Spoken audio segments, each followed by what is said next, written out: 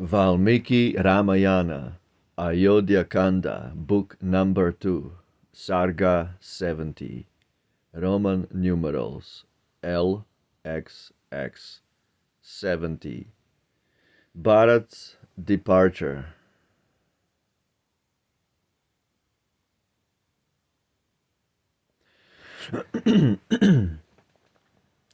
While thus he spoke, the envoys borne, on horses faint and travel worn, had gained the city, fenced around, with a deep moats protecting bound.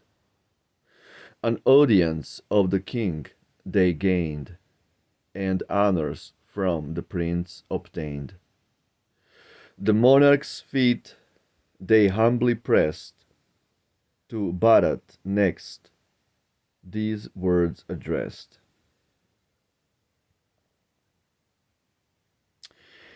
The household priest and peers by us send health to thee, and greet thee thus. Come to thy father's house with haste, thine absent time no longer waste.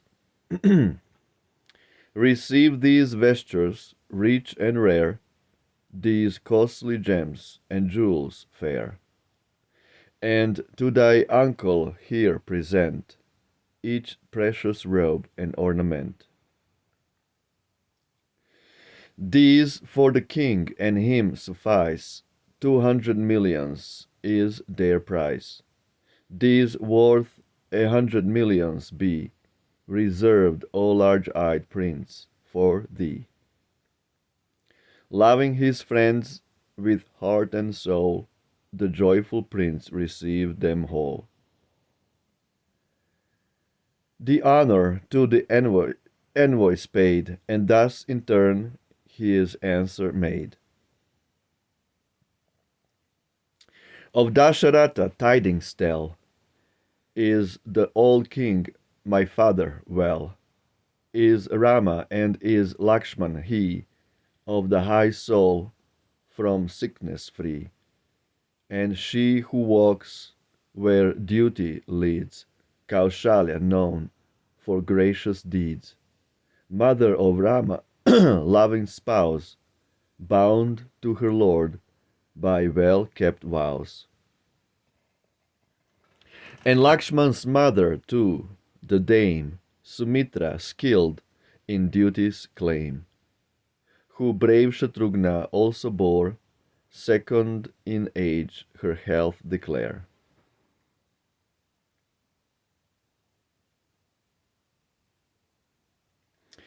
And she, in self-conceit most sage, with selfish heart most prone to rage, my mother fares she well, has she sent message or command to me. Thus Bharat spake, the mighty souled, and they in brief their tidings told. All they of whom thou askest dwell, O Lion Lord, secure and well. Thine all the smiles of fortune are, make ready, let them yoke the car. Thus by the royal envoys pressed, Bharat again the band addressed. I go with you, no long delay, a single hour I bid you stay.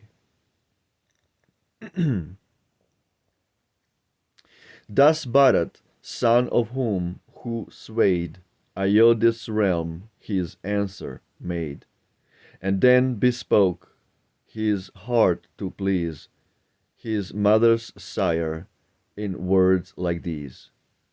I go to see my father, king, urged by the envoys summoning. And when thy soul desires to see, thy grandson will return to thee. The king, his grandsire, kissed his head, and in reply to Bharat said, Go forth, dear child, how blessed is she, the mother of a son like thee. Greet well thy sire, thy mother greet, of thou whose arms the foe defeat.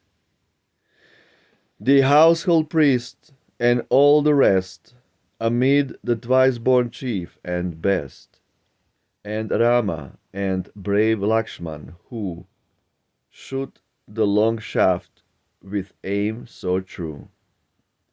To him the king high honor showed, and store of wealth and gifts bestowed. The choicest elephants to ride, and skins and blankets deftly dyed. 1,000 strings of golden beads, and 1,600 mettled steeds, and boundless wealth before him piled, gave Kekaya to Kaikeya's child. And men of counsel, good and tried, on whose firm truth he aye relied, King Ashwapati gave with speed Prince Bharat on his way to lead.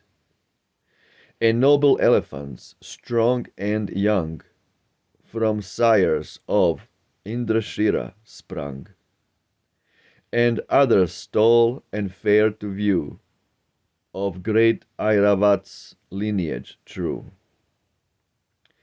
And well-yoked asses fleet of limb, the prince his uncle gave to him. And dogs within the palace bred, of body vast and massive head, with mighty fangs for battle brave, the tiger's match in strength he gave. Yet Bharat's bosom hardly glowed to see the wealth the king bestowed, for he would speed that hour away, such care upon his bosom lay.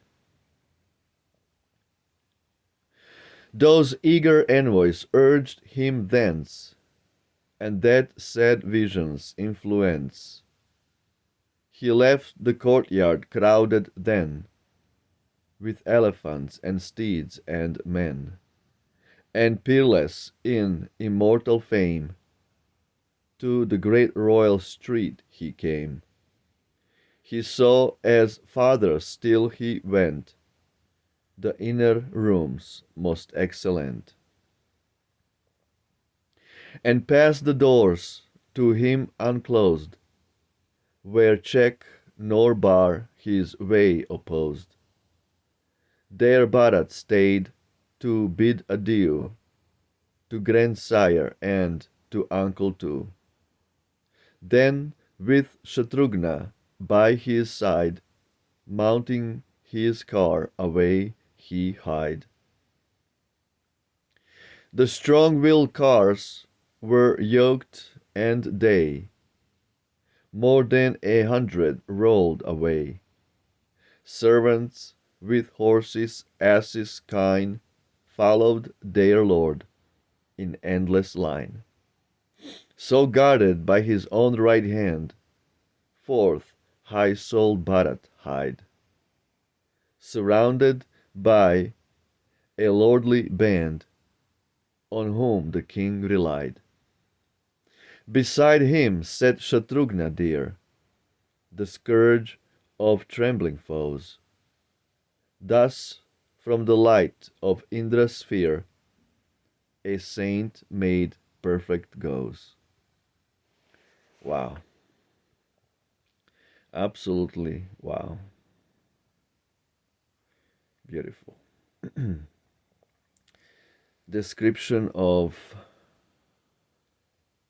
getting ready. Bharat getting ready to go back to Ayodhya. He was in the palace of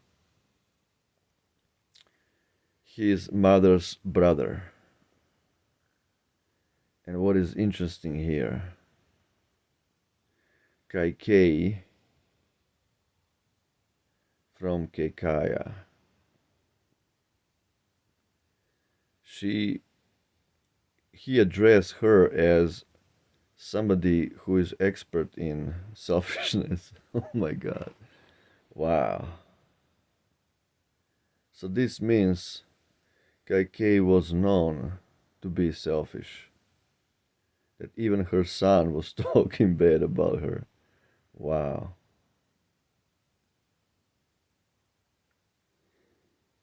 Here we go. With and she in self conceit most sage, most expert, with selfish heart most prone to rage, my mother, i.e., Kaikei, fares she well? Has she sent a message or command to me? Of course not.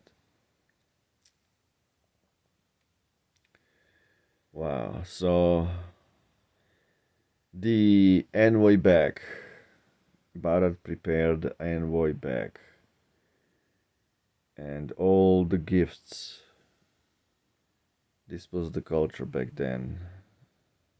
Lots of gifts are being exchanged between the parties. So they were all loaded in an endless line of envoy to be taken to Ayodhya as a gift for Dasharatha and the queens and the sages and the counselors like that. But little does he know what's going on. He has a feeling that something is bad, but he doesn't know what actually is going on. Anyway, beautiful, beautiful translation by Ralph E. Griffith, Sir Ralph E. Griffith, 17th century British language.